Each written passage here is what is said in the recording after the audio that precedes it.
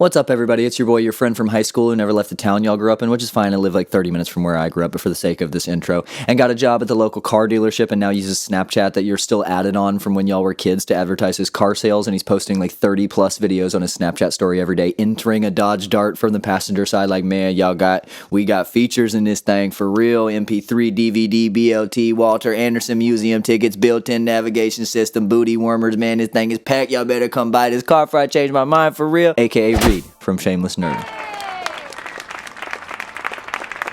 I have problems, and if you're anything like me, if you've got arms, legs, and or an at least semi-functional brain, you've got problems too, and you've got even bigger ones if you don't have those things. We've all got problems. Some big, some small, some short, some tall, some one fish, some two fish, some red fish, some blue fish. I've lived a very privileged, lucky life. I'm healthy. I grew up without worrying about going hungry. I often got stuff I wanted for Christmas, and I now have a beautiful home and son and family and life, and I'm even devilishly handsome. But I've still been faced with an immeasurable number of problems in my life, some of which deeply traumatic, leaving me with enough to continue to provide new information to my therapist for over a year and a half now. I have problems that I still deal with right now. I've got anxiety that used to be so bad I was scared to leave my house. I worriedly checked my heart rate right before recording this video, and I'm just sitting here in my own room doing nothing. And I've got financial problems. I have debts. I have concerns about the future. I have relationship problems. I have problems at work. I have problems figuring out what to make for dinner. I've got math problems sometimes when my students ask me in homeroom to help them with their homework, and I have to tell them, I'm sorry, I'm in my late 20s. I don't know how to math. And the purpose of this video is to try to convince you that this is great news. Problems have plagued humankind since we ran into the first problem, which was probably tigers. And problems have evolved as humans evolved from hunter-gatherers into early agricultural society farmers, and then into urban city dwellers, and then into consumers of whatever Oreos are made of. And as the human brain evolved during that time, throughout history, the one constant was the existence of problems. There is no way to escape them. And much of our subconscious genetic hardwiring is a result of our evolution to confront problems. The adaptations that allowed the human race to outlive our Neanderthal and Homo erectus, and real quick aside, Homo erectus, like they probably went extinct on purpose when they found out they were going to be called Homo erectus. The adaptations that allowed us to outlive our cousins were the ways in which our brains evolved to diagnose, solve, and remember the solutions to the problems of early existence. We like to think that we are exceptional, that we're categorically different from animals, that we've outgrown our vestigial lizard brains and transcended to a higher plane of existence, but we haven't.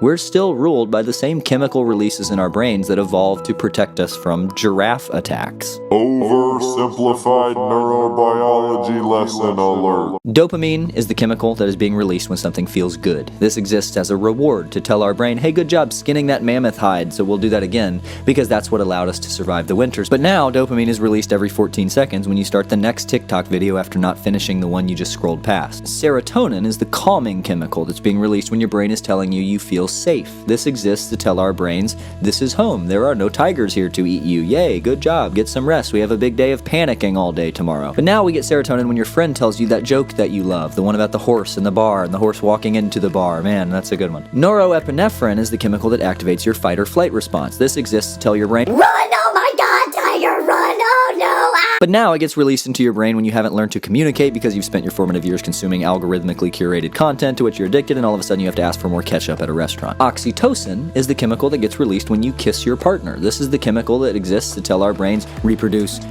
please God, reproduce, our only chance is to multiply like rabbits, and now it's released when, well, we pretty much use it for the same thing. These chemicals account for an incalculable but inarguably massive proportion of our decisions in our lives. Randy Coleman, one of the most preeminent scientists and thinkers in the field of neurochemistry, says that based on his over 54 years of research, quote, emotions are the result of complex chemical interactions within the brain, end quote. How much of our decision-making process is guided by our emotional responses to the world around us? And if those emotions are involuntary, subconscious chemical responses in our brains, are we really the evolved, hyper-intelligent non-animals that we like to think we are, or are we just frogs with extra steps? There's an entire branch of modern philosophy called epiphenomenalism, whose central tenet is that subjective mental events are completely dependent for their existence on corresponding physical and biochemical events within the human body, but do not themselves influence physical events. According to epiphenomenalism, the appearance that subjective mental states, like intentions, influence physical events is an illusion, with consciousness being a byproduct of physical states in the world and in our bodies. Now, do I subscribe entirely to this line of philosophical thought? Probably not. I might make a video later on why I don't love it or buy it in its entirety. But this is a major branch of modern philosophy, and it has a lot of subscribers who are much, much smarter than I am. My point is this. There are certain aspects of our brains, whether they be evolutionary, spiritual, magical, or simulated, that are just inevitable. We cannot escape the genetic, biological hardwiring within us, but we sure try to. And that's the problem with how we deal with problems. We live in an age, finally, of open discourse regarding mental health. We live in a world where major celebrities, public figures, even athletes openly discuss their struggles with depression, anxiety, eating disorders, PTSD, etc. And that's awesome. This should be the era in which we begin to eradicate these mental disorders the same way we've eradicated smallpox or all but eradicated polio. But interestingly, these mental disorders are now at all-time highs, especially depression and anxiety. Now, like I've said before, I'm just an idiot on the internet hypothesizing about things based on internet research, a degree in philosophy, and my own personal experience, but I do want to make the case for something. Much of the current discourse about mental health disorder is about how to run from it, how to cope with anxiety, how to deal with depression, how to overcome this or survive that. And great, we need those skills, we need those conversations, we need that discourse. That's good. That's a good thing. However, there is a hidden problem to me in the way that we discuss these things, and a super interesting hypocrisy, or at least dissonance, in some of the strategies that are generally discussed in dealing with our problems. Okay, my case is twofold. I'll start with the more simple part. First of all, research-backed psychology and therapy almost invariably proposes a strategy of actually acknowledging, sitting in, fully feeling negative emotions as the most effective methodology for eventually quelling them. And if not the entire methodology, then it's generally regarded as, at minimum, the first step in doing so. Do just a surface-level search for dealing with negative emotions. This is a near unanimous concept. If you want to fix something in your brain, you start by addressing the emotion head-on, by facing it, by taking its power from it. You start with the smallest problem, and you look at the big picture, which is painted by all of these little problems. If you're depressed, you address your sadness, grief, your lethargy, your habits. You fix them one by one, and if you do the work, one day you'll wake up and realize that you're functioning again. However, when we try to address problems that are less clinical, less pathological, and neatly categorized, like stress or anger or situational resentment, the go-to advice tends to be a list of coping mechanisms, how to deal with the emotions, how to manage the feelings. Stressed out about work? Take a warm bath, learn to manage stress, get blue light filter glasses, exercise, take a mental health day off, give yourself grace. These sound familiar, right? Well, what happened to the research-backed, repeatable, actionable process of addressing the problems? If you're stressed out from work, you can take the hottest bath in the world. You could boil yourself with a bucket of crab claws. You're still going to be stressed out soon afterward because you're not directing your energy at the problem. You're putting a band-aid on an infection. If you're building resentment toward your partner because you guys keep getting in arguments about your 5-year plan, you could work as hard as you want on yourself. You could read Body Keeps the Score 5 times, and it might make you feel better for a while, but your boyfriend's still trying to finance an infinity pool, and nobody needs an infinity pool. Too much of our pursuit of mental clarity and peace revolves around self-improvement. We're social creatures. We exist because we're so good at living in groups. It's very simple. One tiger versus one naked dude. Tiger wins every time.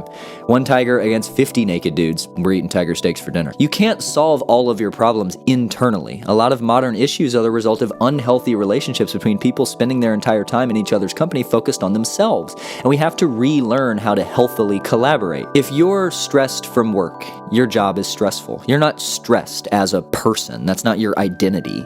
Your focus should at least be partially on trying to fix your job. That's the problem. It's not that you're not taking enough baths. I'm going to sound a little Marxist here, but rally your comrades. Figure out ways to rely on each other. Be the person in the office who talks openly about how we can make this place better. And then be the first to offer your help to someone who's attempting to do so. It's the only way. It's that or find another job. If during your home hunting search your husband's overlooking a leaky roof and a rotting foundation because the house has a perfect spot for a man cave, and honestly if your husband says man cave at all, don't put the nursery in the bedroom nearest the master. That's self-immolation. Leave his ass. I'm kidding. Figure out why he feels like he needs and deserves a man cave, and get him to discuss how you guys can be a team, how you can have fun together, how you could compromise, and maybe he can go to the bowling alley with his buddies on Wednesday or whatever. And if he's not willing to open up, if he's not willing to collaborate, then leave his ass. The line I'm trying to draw is admittedly subtle, but I think it's very important. To fix a problem, you have to address the problem. We have to admit that we are chemically driven creatures, that we are social primates, and we have to stop taking the world on by ourselves and be loudly anti-isolationist. We have to get back to working together, to relying on each other, to experiencing each other's company again. And when there's a problem, we have the skills and the relationships we need to fix it, not the skills alone. There's a ton of research on this. I'll link to a pretty good listicle kind of like newsy compilation article, and you can kind of go from there if you want to do some more scholarly reading on the area. The other issue is my own less verifiable and more observational theory about the root of dissatisfaction in modernity. In my opinion, much of this stems from the modern view of life as a pursuit of convenience, that we are striving toward a life without problems, that would be the perfect existence, that would make us happy. And we crave convenience because it's really convenient, it's nice. It's those chemicals we talked about being released that make us feel like we did something and we didn't have to do any of the work. But convenience leaves us feeling empty because we are creatures that are perfectly built for and by solving problems. I think this is why depression is higher than it used to be, if I had to tease it all down to one root cause. We don't accomplish things like we used to because we live lives of extreme convenience. Most of our problems have been solved for us. For example, I have next to me a cup. If I want something to drink, I go to a magic box mounted in the wall and turn a knob, and then clean, drinkable water comes out of it, as much as I want.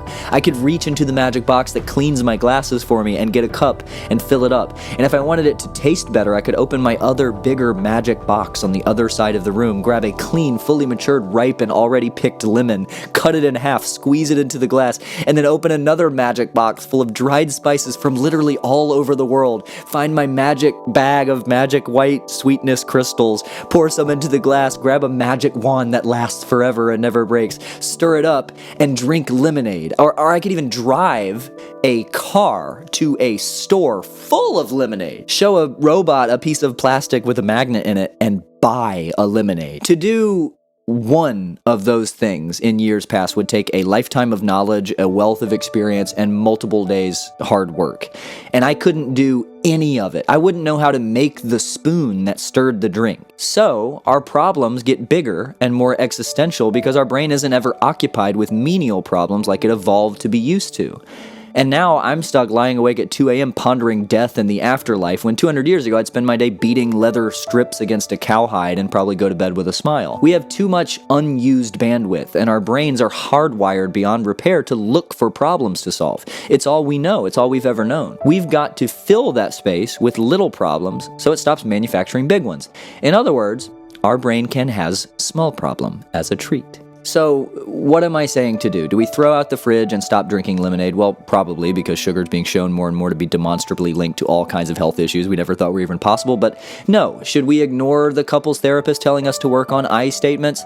They're a little corny, sure, but no. The answer, sadly, as it is with everything, is trying to find moderation. There is a balance somewhere between confronting our problems head on, being appreciative of our problems, and taking the hot bath.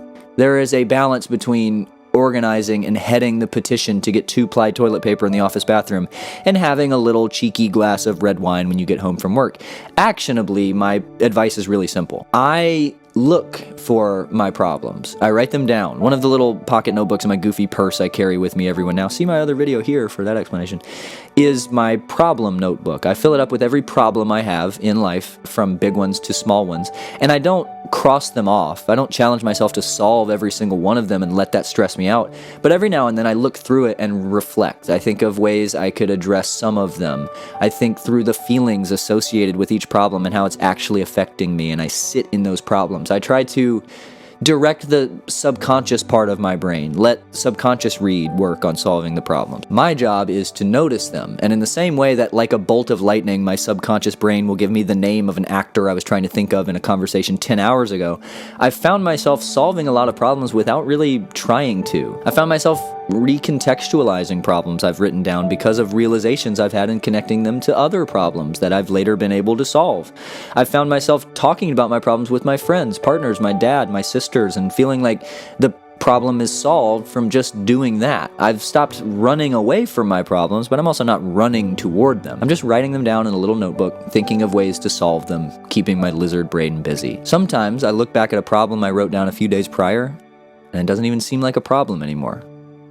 Thanks for watching. See y'all next time.